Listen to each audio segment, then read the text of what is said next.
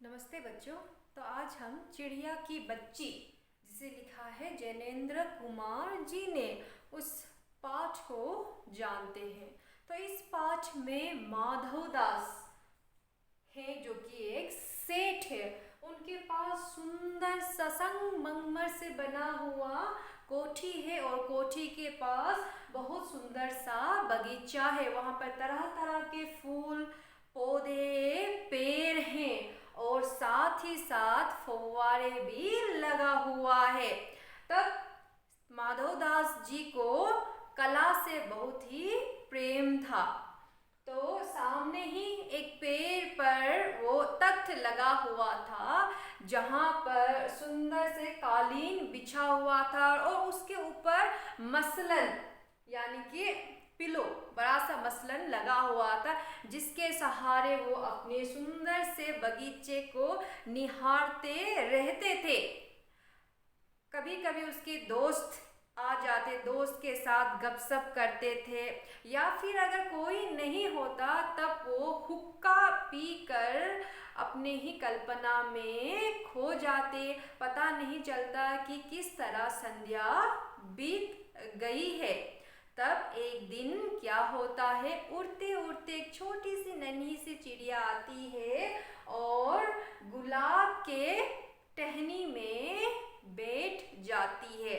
इधर उधर फुदकती है, उछलती है, कूदती है, थिरकती है, अपने मन के अनुसार वो काम करती है। तब ये सब देखकर माधव दास को बहुत अच्छा लगता है। वो सब कुछ भूल जाते हैं और वो सुंदर सी छोटी सी चिड़िया को देखते हैं और वो कहते हैं कि सुंदर चिड़िया आओ, यह तुम्हारा ही बगीचा है, तुम कितनी सुंदर हो।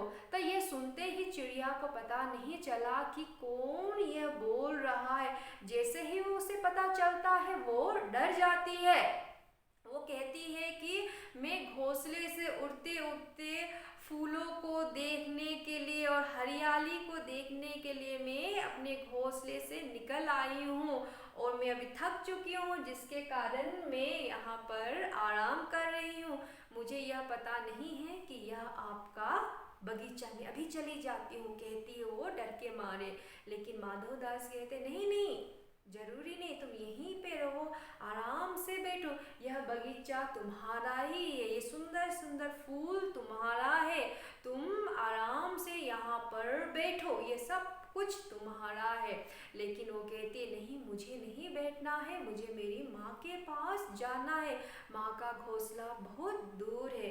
तब केशव दास जी उससे प्रलोभन देते हैं, लालच देते हैं, कहते हैं कि तुम मेरे पास बैठो, इस बगीचे में बैठो, मैं तुम्हें सुंदर सा एक सोने का पिंजरा बना दूंगा, सोने की झल्लार वहाँ पे मैं लगा दूंगा, और तो और मैं तुम्हें सोने की कटोरी में तुम्हारा मनपसंद में खाना दूंगा, इसीलिए तुम मेरे पास बैठो, बस मुझे खुश करो, क्योंकि मेरा जीवन बहुत ही सूना सूना है, मैं अकेला हूँ।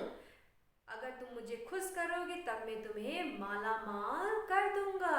यह सुनते ही वो चिड़िया कहती मुझे पता नहीं सोना क्या होता है और यह माला माल क्या होता है, मैं नहीं जानती, मुझे जानना भी नहीं है, बस मैं माँ को जानती हूँ, अपने घोंसले को जानती हूँ, धूप को जानती, धूप की रोशनी को जानती हूँ, पेड़ पौधे नदी को जानती हूँ, इसके बारे में मुझे पता नहीं है।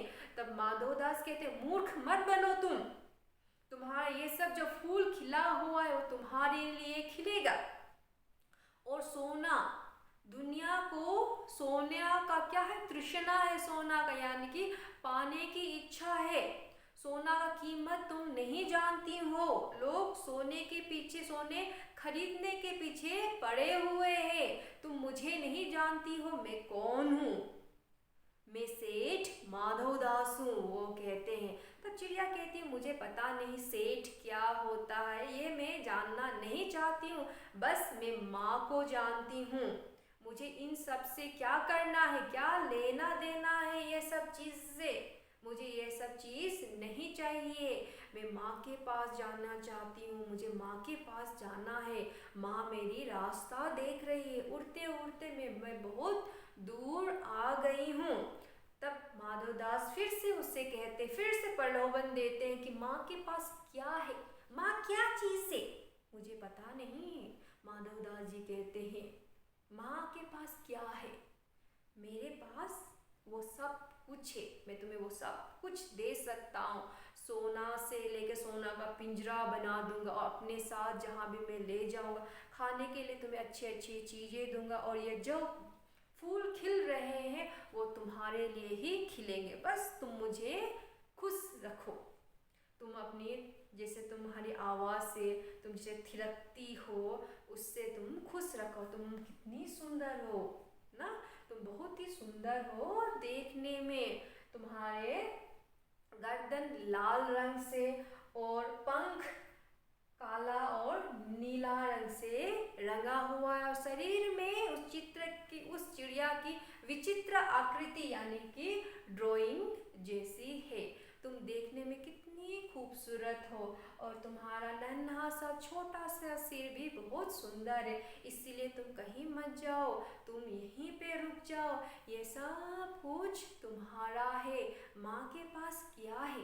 तो वो कहते नहीं, माँ के पास सब कुछ है, मुझे अपने घोंसले में जाना है, मुझे जाने दो। इतना प्रलोभन देते हुए भी, लालच देते हुए भी चिड़िया वहाँ पर नहीं मान रही थी रुकने के लिए। तब केशवदास धीरे से एक बटन दबा देते, एक बटन वो बगीचा में ही होता है, जिसके कारण कोठी के अंदर से दास आता है। लेकिन यह माधव दास बहुत ही चालाक थे, छोटी सी नन्ही सी चिड़िया को अपनी बातों में उलझा कर रखते। पूछते हैं तुम्हारा घर कहाँ है, तुम्हारे घर में कौन कौन है? तब वो कहती है कि मेरे घर में दो बहन है और एक भाई है। तब क्या करता है कैसे, तो अपनी बातों में उस छोटी सी चिड़िया को उलझा रहा है। वो बार बार कह रही मुझे जाने दो, अभी अंधेरा होने वाला है, अंधेरा हो जाएगा तब मैं घर जा नहीं पाऊंगी, घर का रास्ता मैं अच्छी तरह देख नहीं पाऊंगी, मुझे जाना है, मुझे जाने दो।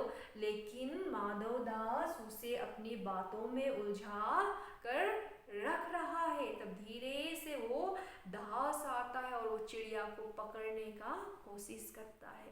तब चिड़िया को महसूस होता है स्पर्श, क्या कठोर हाथों का स्पर्श महसूस होता है, और वो उसके हाथ में आते आते भी वो उसके हाथ में नहीं आती, वो फिसल कर उसके हाथ से उड़ जाती है, और ऐसे उड़ती है कि सीधा वो अपने माँ के पास पहुँच जाती है, माँ के घोंसले में पहुँच जाती है, और माँ से चिपक कर रोने लगती, सुबकने लगती है करके सुबकती है। तो माँ के बार बार पूछने के बाद भी ये छोटी सी चिड़िया कुछ नहीं बताती है, और माँ से ऐसे चिपकती है कि वो वहीं पर ही सो जाती है।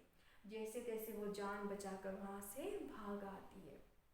तो बच्चों, किसी को भी कहीं पर भी जाने से, कोई भी जगह में कोई भी जाए, लेकिन उसे अपने घर की याद जरूर आती है। जैसे कि छोटी सी चिड़िया को माधवदास ने कितना प्रलोभन, कितना लालच दिया, तब भी वो अपने घर को नहीं छोड़ती है, घर को याद करना, घर के बारे में, और वो अपनी माँ की ममता को कभी नहीं भूल पाती है, जिसके कारण इतना प्रलोभन देने के कारण भी वो चिड़िया नहीं मानती है। बच्चों, हमें भी ऐसा ही हो, चाहे जितना जहाँ पर भी जाए, जितना धन इकट्ठा करे, लेकिन अंत में हमें अपने घर की याद आती ही है।